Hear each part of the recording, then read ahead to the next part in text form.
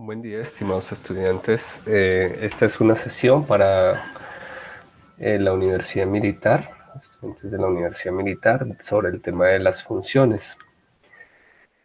El día de hoy voy a presentarles diferentes tipos de representaciones de las funciones. Dentro de ellas podemos encontrar 4 posibles maneras de representar una función. Por ejemplo, verbalmente, que puede ser mediante una descripción en palabras de lo que está haciendo esta función. Bien, también podemos representar la función mediante una visión numérica, es decir, numéricamente, que es mediante una tabla de valores. Visualmente, una gráfica que nos permite identificar los valores que está tomando la variable independiente para que nos dé valores dependientes. Y algebraicamente por una fórmula explícita. Bien, entonces acerquémonos a diferentes tipos de funciones. Por ejemplo, uno de ellos es que, bueno, el área de un círculo depende de su radio. Si el área de un círculo depende de su radio, hay una dependencia de dos variables, el área y el radio, ¿cierto? Si el área cambia en un círculo, pues el radio va a cambiar. Si el radio cambia en una circunferencia, pues el área va a cambiar. Entonces hay una dependencia de una con la otra. Depende de lo que nosotros deseemos mirar la dependencia. Digamos, la siguiente expresión relaciona el área con el cuadrado del radio por pi. Esa es la relación que hay. Esta es una relación funcional. Podemos tenerla de manera algebraica o también podemos decirla de manera verbal, ¿cierto? Podemos decir, no, es que el área de una circunferencia es el cuadrado del radio por pi, como lo estoy diciendo. Bien, ejemplo, si el radio es 3 unidades de una circunferencia, el área será pi por 3 al cuadrado, 9 pi unidades cuadradas o unidades de área. Y así para cada radio que pueda imaginarse. ¿Listo? Entonces, en este caso, A es función de R del radio. Otra opción, otro ejemplo que podemos observar acá, es la población humana del mundo, depende del tiempo, obviamente. Eh, por razones que ya se han visto durante mucho tiempo, se ha notado que la tasa o el número de nacimientos siempre es mayor que el número de decesos en una población, por cuando una población está bien. Entonces, cuando esto está ocurriendo es porque había un aumento, digamos, proporcional, ¿no? Digamos, la población en este año aumentó un 5%, aumentó un 7%. Hay una razón proporcional a la población que había previamente anterior. Bajo ese precepto se puede modelar en poblaciones relativamente pequeñas, en un intervalo de tiempo pequeño, eh, que la población se puede modelar, digamos, de manera exponencial, ¿sí? Un modelo poblacional malthusiano podemos utilizar. En este caso, solamente pues estoy expresando cómo la población depende del tiempo, indicando la población que hay en cada año, en cada década, al final de cada década del siglo XX, hasta pues, la primera década del siglo XXI. Y aquí vemos que, bueno, pues en 1900 tendríamos 1650 millones de personas en el mundo. En el año 1910, 1750. ¿Sí? Siempre hay una relación que a cada elemento de la variable independiente, en este caso es t, le va a corresponder una población. Por ejemplo, si miramos en el año 2020, ustedes pueden investigar cuál sería la población en el año 2020 mundial. Seguramente ya hay datos aproximados. Bien, así que, bueno, para cada valor del tiempo t hay un correspondiente valor de p, por lo que decimos que p es una función de t. Por eso, una notación adecuada para las funciones es que el valor de p, entre paréntesis, el correspondiente valor de t de la variable independiente, de la que depende, de la independiente, de la que depende p, no es una multiplicación, sino que es una relación que nos bota de una vez el resultado.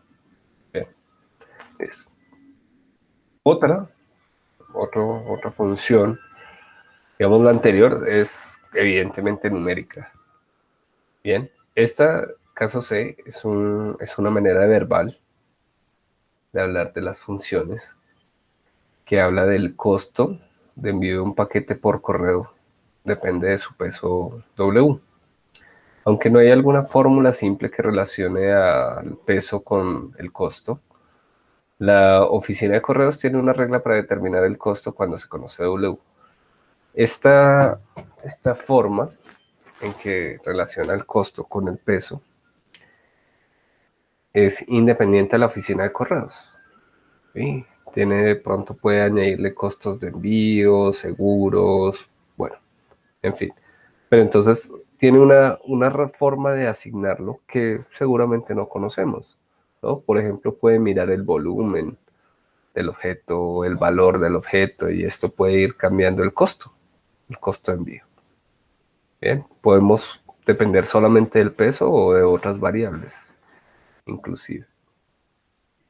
Ahora, el último caso que presento aquí es la gráfica de un terremoto que ocurrió en Northridge, en Los Ángeles, en 1994, ¿cierto? A continuación se presenta la aceleración vertical del suelo a medida que pues iba pasando el terremoto.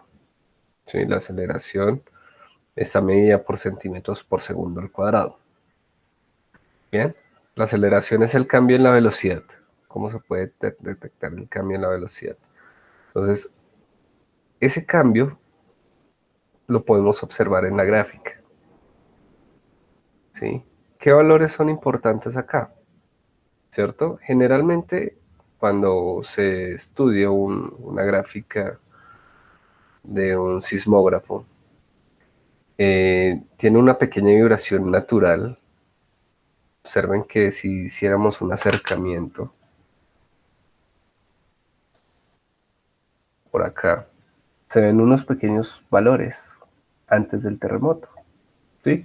Inclusive es que normalmente eh, el suelo está en constante movimiento, entonces por la noción de subducción de las placas tectónicas, entonces hay pequeños temblores que son imperceptibles, digamos, para los hombres.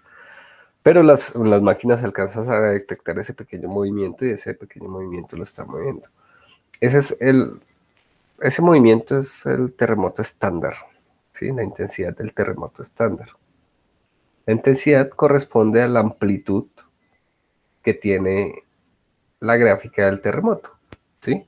Si la amplitud es pequeña, pues bueno, es pequeña. En este caso, pues la máxima amplitud está aproximadamente en 120, 130 centímetros por segundo al cuadrado.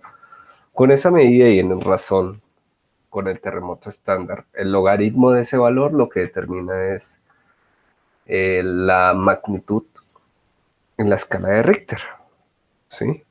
La magnitud corresponde a una escala logarítmica y la intensidad corresponde a esta amplitud, el valor máximo que alcanza la función o los datos recopilados por el sismógrafo.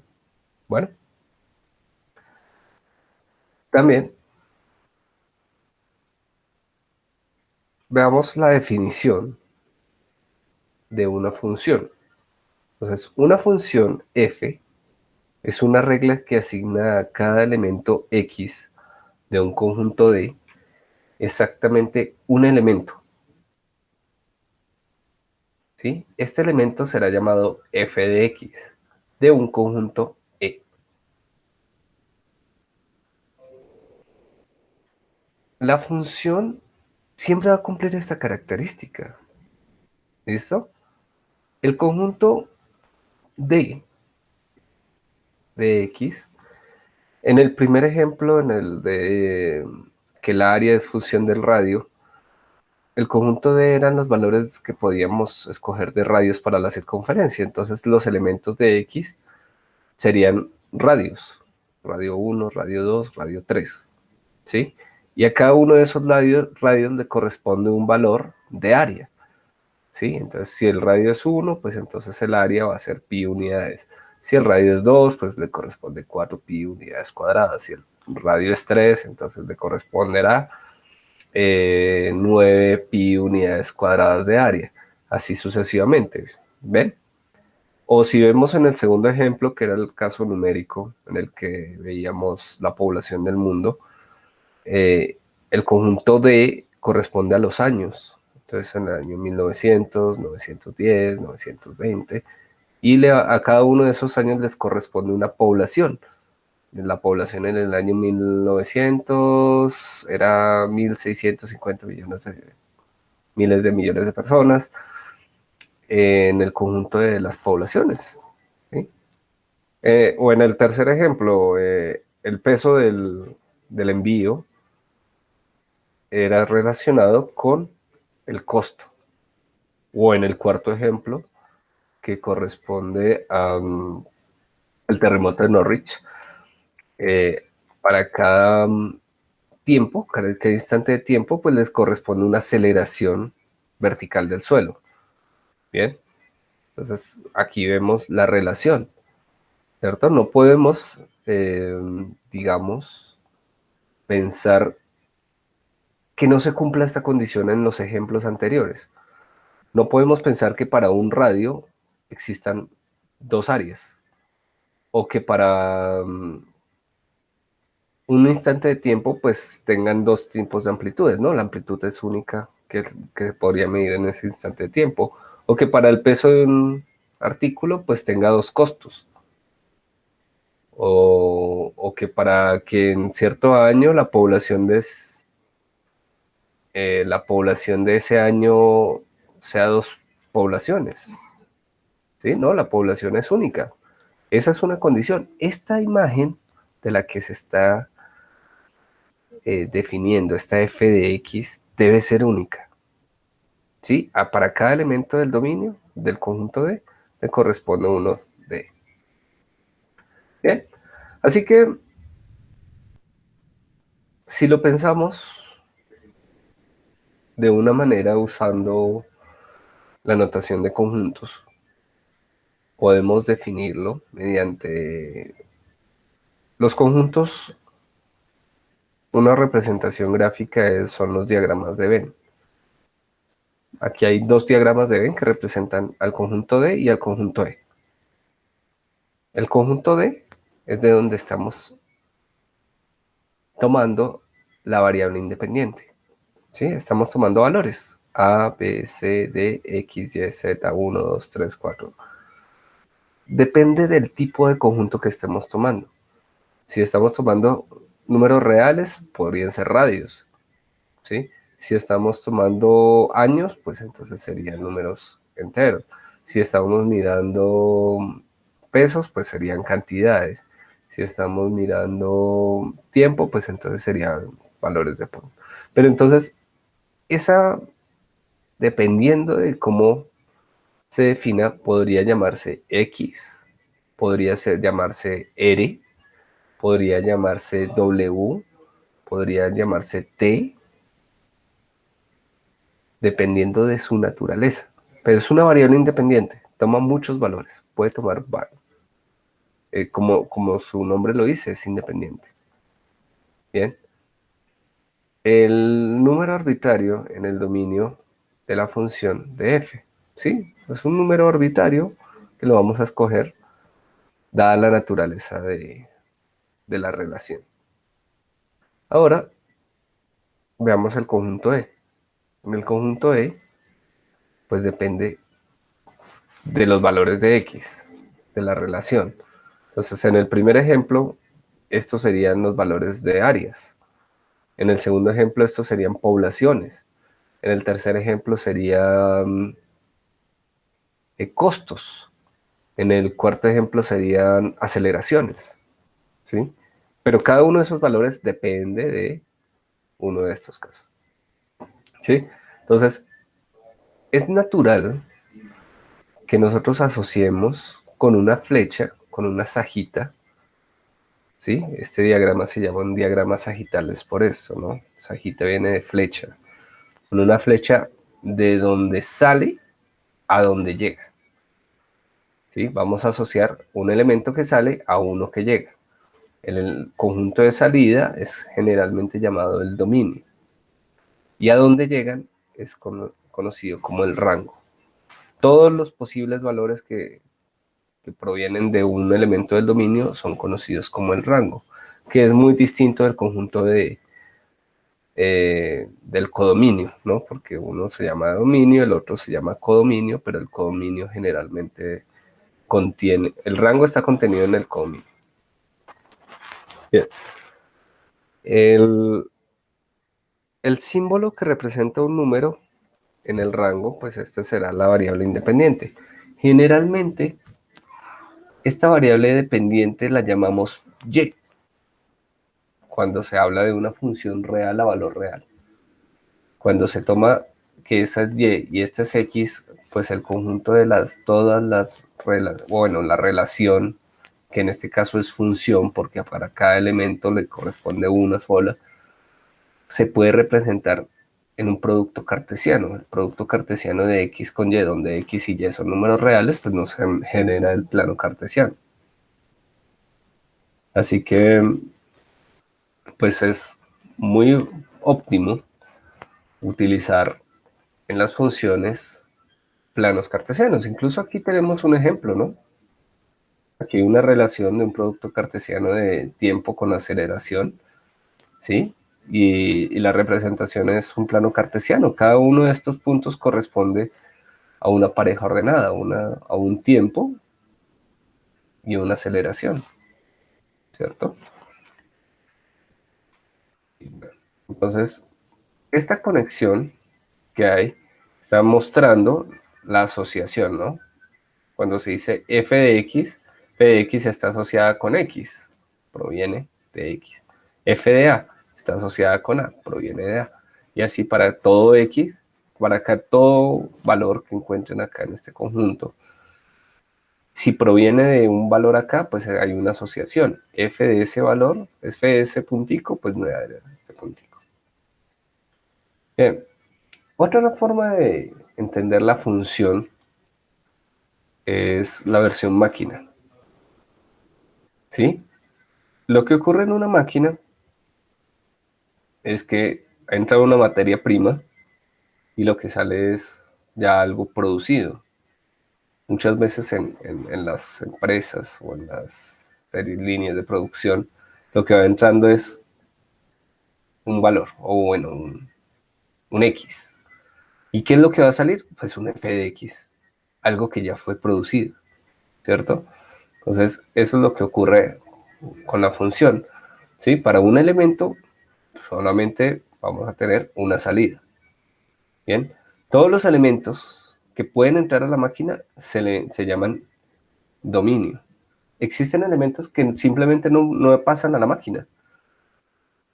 Supongamos que sea una máquina embotelladora y están ingresando una botella, ¿cierto? No, entra una botellita de menor tamaño en mayor tamaño, pues entonces aquí adentro no podrá ser empacada, por lo tanto no podrá salir. Entonces, antes de entrar a la máquina de embotellamiento, pues será excluida porque simplemente no cumplen los requerimientos para entrar a la máquina. Algunas X pueden entrar. Los que pueden entrar son los valores que se del dominio, ¿sí? Son todos los posibles entradas. Bien, y dentro de toda la máquina siempre va a devolver una salida. ¿Listo? Todo lo que sale es el rango, ¿sí? El rango de valores de la función, ¿sí? Estos valores de y dependen de la función, de lo que haga la función, ¿sí? Por ejemplo, imaginémonos el caso de una función que a cada persona le asocia su huella digital del índice derecho, ¿sí? No es que haya una máquina que llegue y le... No, simplemente asocia, ¿no? ¿Cómo va a ser? ¿No? Pues a cada persona le toman su huella del índice derecho y le dan su identificación con el índice del huella derecha, ¿sí? Entonces ahí podemos tener ese caso. Ahora, seguimos con las representaciones y dentro de ellas tenemos la forma gráfica. Recuerdan que, pues para poder determinar una gráfica, pues un objetivo es primero obtener una imagen visual que sea útil del comportamiento, ¿sí? Por ejemplo, si esta función determinara costos, me interesaría este valor, porque es el valor donde se tiene un costo mínimo para la producción. O si de pronto quisiera mirar que esta curva está hablando sobre número de contagiados de cierta enfermedad, pues entonces me interesaría qué está pasando por acá, ¿sí? Porque hay un aumento, ¿bien? A partir de qué valor empieza el aumento, a partir de qué valor empezó a disminuir, ¿bien? Entonces es útil tener una interpretación visual de la función, ¿sí? Una de ellas es, por ejemplo, con la tabla. Con la tabla de datos identificamos la variable independiente de manera horizontal, la variable dependiente de manera vertical y cada valor que aparezca en, en cada fila de la tabla, pues le corresponde a un par ordenado, ¿sí? Veámoslo por acá, a este ejemplo.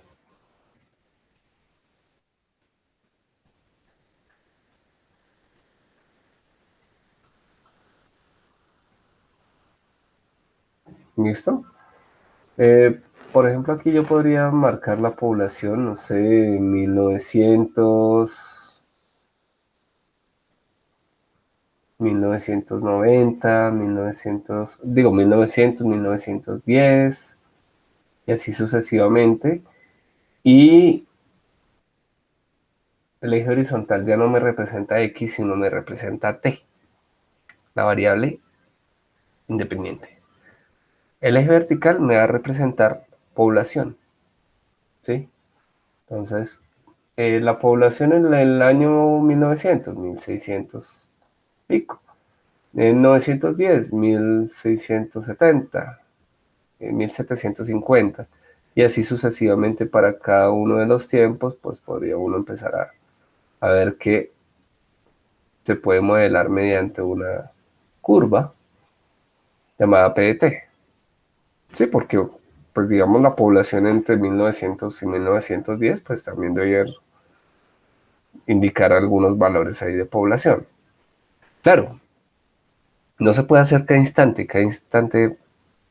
pero se puede aproximar mediante una curva.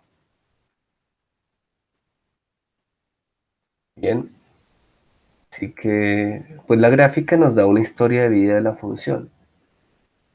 la gráfica de esta función. Así que para la gráfica de la función necesitamos conocer el dominio de esta. ¿Cuál es el dominio de la función? ¿Qué valores puede tomar la función? Entonces, bajo esos valores que puede tomar la función, se puede hacer una tabla donde encontremos los pares ordenados de algunos puntos representativos del dominio. ¿Sí? Uno, pues lo decía en el ejemplo anterior, no se puede mirar la población en el año 1901, 1902, de pronto. Sí, solamente estaban esos datos, pues listo, esos son los representativos en ese caso. Si ya quiero mirar la población de toda la historia, pues yo podría mirar no cada década, sino cada siglo, ¿no? Entonces ahí este X depende del dominio y se pueden calcular sus imágenes, es decir, obtener un par ordenado. Así que, por ejemplo, para el uno su imagen pues estará a una altura. Para el 2 su imagen mediante la función estará representando otra altura. Entonces, en general, para cualquier X, por eso representamos el eje horizontal para la variable independiente. Para cualquier X, ya este X indica una variable, su imagen representa una altura llamada f de x y todos los puntos que satisfacen la relación los podemos graficar en el plano cartesiano. ¿Sí?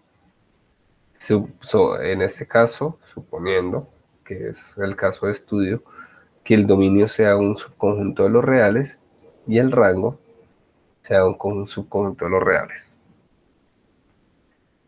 La gráfica consta de todos los puntos XY en el plano coordenado, tales que Y sea igual a f de x y esta x está en el dominio de f. Y esta y es la coordenada y de cualquier punto XY en el gráfico. Bien.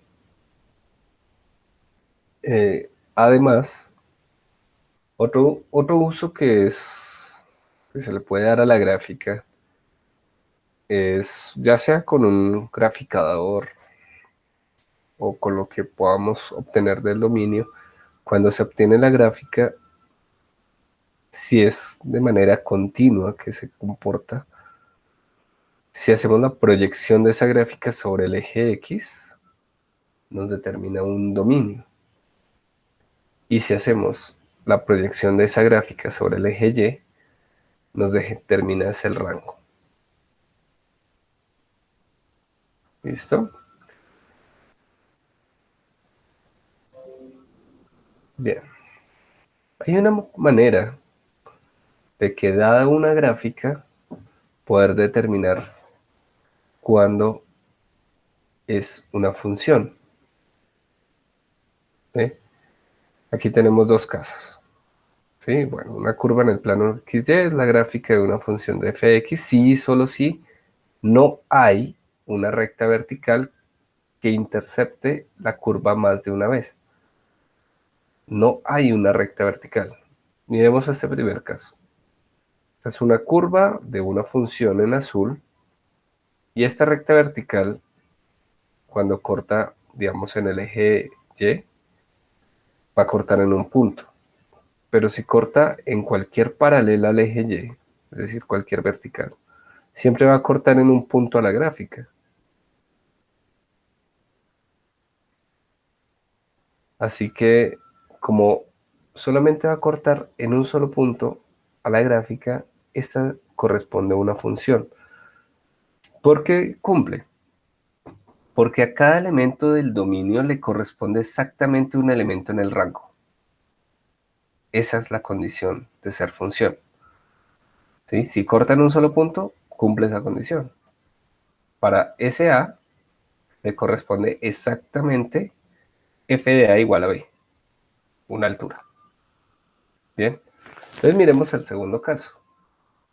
Si tienen una gráfica, en este caso esta otra, y una recta vertical, digamos por acá ya empieza a cortar en dos puntos a la gráfica, esta ya no corresponde a una función.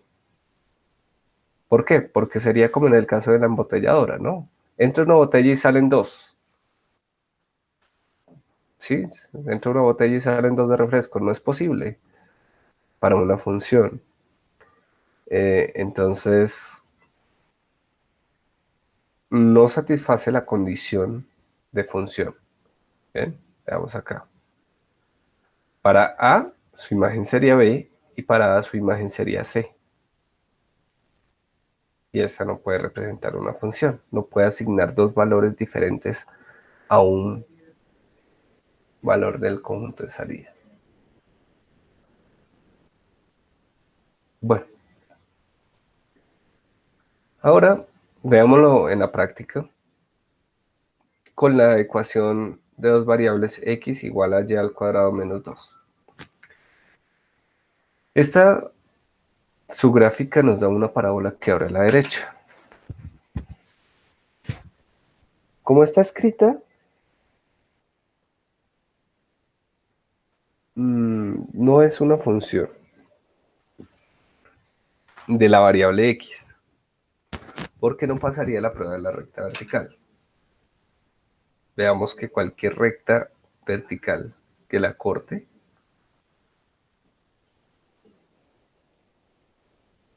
va a tocar en dos puntos para todo x mayor que menos 2.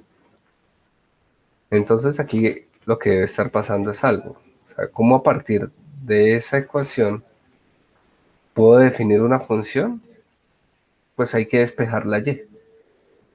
Entonces despejemos la ecuación x igual a y al cuadrado menos 2, sumando 2 en la ecuación, da x más 2 igual a y al cuadrado. Y luego calculando una raíz cuadrada en ambos lados de la ecuación, la raíz cuadrada de y cuadrado implica que eso es un valor absoluto de y igual a la raíz de x más 2. Es un valor absoluto porque el valor de y no tengo ninguna restricción, puede ser tanto positivo como negativo. Entonces, si el número es positivo, al cuadrado da positivo y la raíz cuadrada, pues me devolvería el mismo. Pero si es un número negativo al cuadrado es positivo y la raíz cuadrada del número positivo daría positivo, entonces los valores negativos no los tendría en cuenta. Por eso esta expresión siempre devuelve es un valor absoluto. Y la raíz de x más 2 podría definirse para los valores y positivos, es decir, la parte superior de la parábola, o cuando el y vale negativo, corresponde a la parte inferior.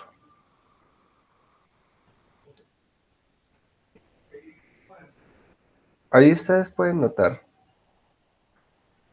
que una ecuación de varias variables, de esa ecuación pueden salir varias funciones, ¿sí? Y de cada función corresponde una ecuación. Lo importante es que se cumpla la condición de la recta vertical, de la prueba de la recta vertical, ¿sí? Que cada elemento del dominio le corresponde exactamente uno en el rango. Y este ejemplo es replicable también para la circunferencia. Una circunferencia en el plano cartesiano, una recta vertical siempre va a cortar en dos puntos. Entonces, o sea, tomamos la parte superior o la parte inferior de la función, bueno, de la circunferencia, y definimos la función como un semicírculo inferior o superior. Bueno, listo. También tenemos funciones definidas por secciones. Y las funciones definidas por secciones son aquellas que están definidas para cierto rango. Veamos un ejemplo. Eh, x cuadrado si el x es un número mayor que cero. Y llamemos esto 2 menos x si el x es menor que cero.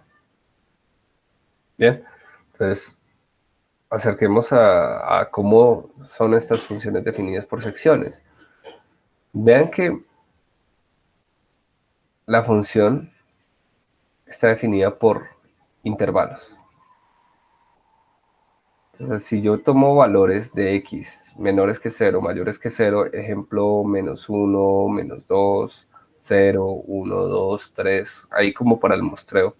La imagen de menos 2, como el menos 2 es negativo, entonces quedaría 2 menos 2, 0. Esa sería su imagen. Si el x vale menos 1, 2 menos menos 1, no, pero espera un momento, aquí un pequeño error, pero bueno, me sirve. F de menos 2, como la que está cumpliendo es que x es menor que 2, entonces la regla de asignación es 2 menos x, pero como el x es menos 2, entonces queda menos menos 2 da más 2, pues quedaría 4, perdón, aquí esto da 4. F de menos 1, esto es 2 menos menos 1, y esto daría 3. F de 0, entonces el 0. ¿Qué pasa con el 0? ¿El 0 es menor que el 0? No. ¿El 0 es mayor o igual que 0? Sí. Entonces lo que debo utilizar es que utilizo la regla del cuadrado. Entonces tomo ese valor y lo elevo al cuadrado, daría 0. F de 1. ¿El 1 es mayor que el 0? Sí. Entonces 1 al cuadrado es 1. 2. ¿2 es mayor que 0? Sí. Listo. Entonces 2 al cuadrado, 4. 3. 3 al cuadrado, 9. ¿Listo? Y cada una de estas filas, valores de la fila, corresponde a un par ordenado.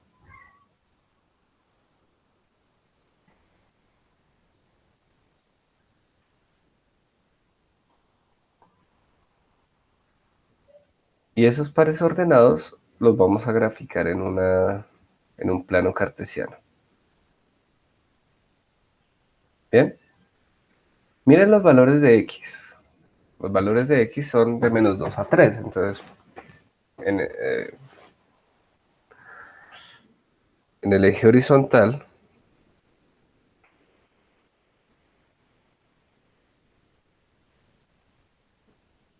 tomamos a la misma distancia de la unidad los valores. En el eje vertical, observen que todos los valores son positivos. 4, 3, 0, 1, 4, 9. El rango de valores de las imágenes, que en este caso Y, que representa el rango, mm, nos dice que para menos 2 da, bueno, el menor es 0 y el mayor es 9.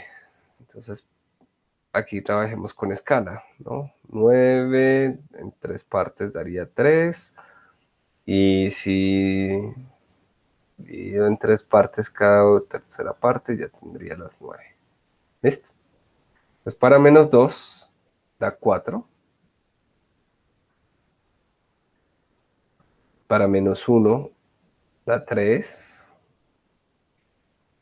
Para 0 da 0.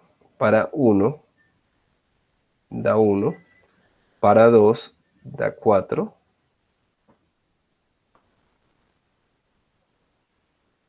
Y para 3 da 9.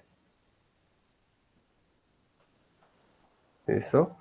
Entonces, para los valores mayores que 0 se está comportando como x cuadrado, y x cuadrado se comporta como una parábola.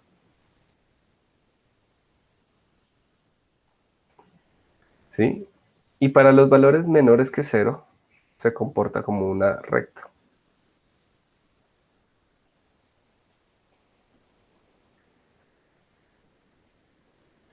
¿Bien? Entonces es una recta. ¿Hasta dónde? Hasta precisamente justo antes de cuando el x toma el valor de 0. Entonces no puedo representar cuando el x vale 0 que valga 2, porque tendría dos imágenes, no cumpliría que sería una función. Entonces lo completamos es con una circunferencia. No, llega ahí una circunferencia, un puntico vacío, un puntico hueco, un huequito. Y de ese modo,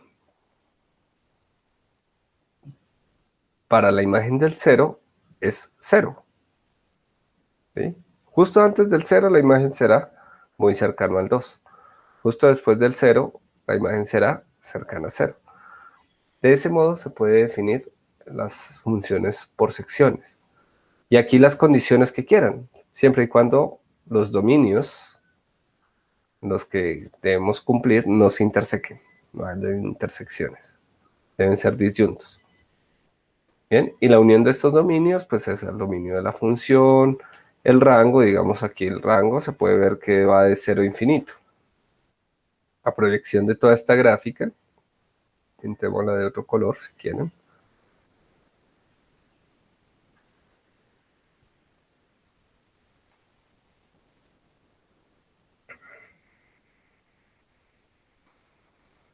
¿Sí?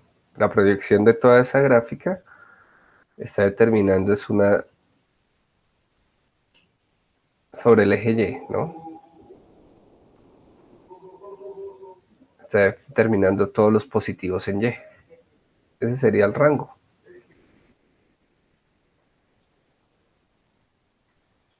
Y el dominio, pues ahí serían todos los reales. Bueno, otro punto importante sobre las funciones es la simetría. ¿Sí? Una curva en el plano XY, la gráfica de una función X y solo si hay una recta vertical que intercepte la curva más de una vez. Bueno, esto es la condición de una gráfica de una función.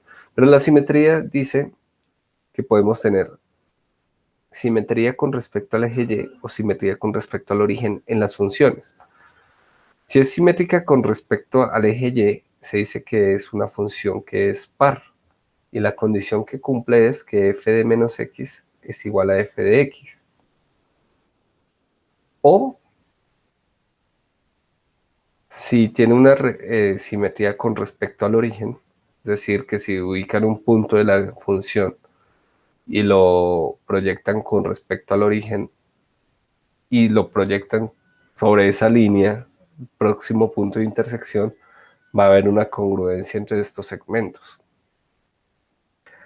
Eh, o también pueden verla como una rotación de 180 grados. Si la rotan la gráfica 180 grados en torno al origen, también debería darle la misma. O si le hacen una reflexión con respecto al eje Y y luego una reflexión con respecto al eje X, da la misma gráfica. ¿Sí? La simetría con respecto al origen se puede ver así, ¿no? Miren, f de menos x refiere una reflexión de la gráfica con respecto al eje y menos f de x refiere una reflexión de la gráfica con respecto al eje x. Y si son iguales, pues se tiene que la función es impar. En cambio acá, si la función es igual a la reflexión con respecto al eje x, pues entonces es par. Ejemplos de funciones pares. Podemos mirar funciones potencias x a la 2, x a la 4. Funciones impares podríamos referir x al x, x al cubo. Podríamos referir, por ejemplo, funciones como tangente. Podríamos referir funciones como eh, seno. Sí, esta se parece a un seno trigonométrico. Bien, también otra característica que van a tener las funciones es su comportamiento, ya sea si es una función que de izquierda a derecha va en aumento, se dice que es creciente. Si decae de izquierda a derecha, pues se dice que es decreciente. El comportamiento de cuando se dice que una función es creciente es que si para todo x1 y x2 que yo tome en un intervalo, la imagen del x2 que es el mayor tiene que ser mayor que la imagen de x1 que es el menor.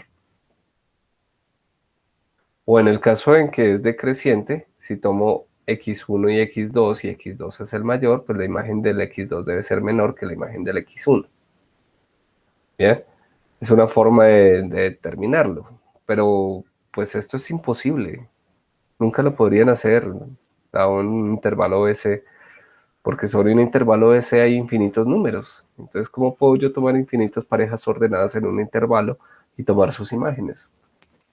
Lo cual sería imposible.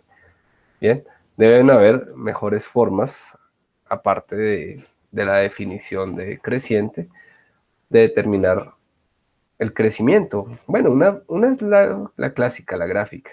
La gráfica creo que podemos determinar dónde crece, dónde decrece y dónde crece. Y dónde se están efectuando los cambios porque lo puedo ver. Pero de manera analítica vamos a encontrar en el desarrollo del semestre cómo determinar ese crecimiento.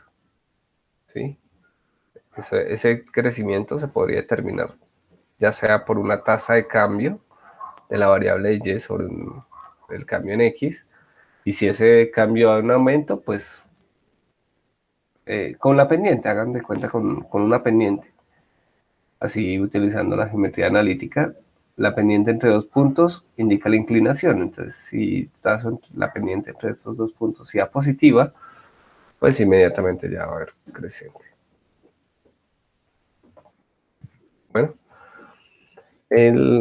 ya para finalizar voy a hablar de las transformaciones de las funciones de las gráficas, en las que, pues, dada una gráfica de una función, si se le suma una constante a la expresión algebraica, lo que va a hacer es una traslación de tipo vertical. Si se le resta una constante, pues entonces lo que va a hacer es desplazarla hacia abajo. Si dentro de la variable se le suma una constante, la desplaza hacia unidades a la izquierda. Y si a la variable se le resta una constante, pues entonces se le va a desplazar hacia unidades a la derecha. Bien, entonces esto ha sido, pues, una clase sobre las funciones.